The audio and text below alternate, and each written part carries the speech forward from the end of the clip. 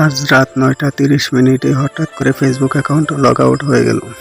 জানি না এই কারণটি কী জন্য হলো, কিন্তু বোঝা যাইতেছে যে কীভাবে কী হয়েছে এটাও কোনো দেখার কোনো ব্যবস্থা নাই, কারণ সব অ্যাকাউন্ট লগ আউট হয়ে গেছে।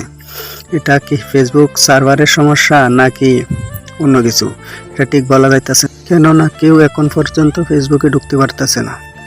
এই জন্য ঠিক মুহূর্তে বিচলিত হয়ে গেছে সবাই, কিন্তু ঠিক জানা যাইতেছে না এটি কী কারণে হয়েছে। কিন্তু ঠিক এটি বোঝা যাচ্ছে যে এটি কোনো ব্যক্তির সমস্যা নয়, এটি হলো সার্ভারের সমস্যা।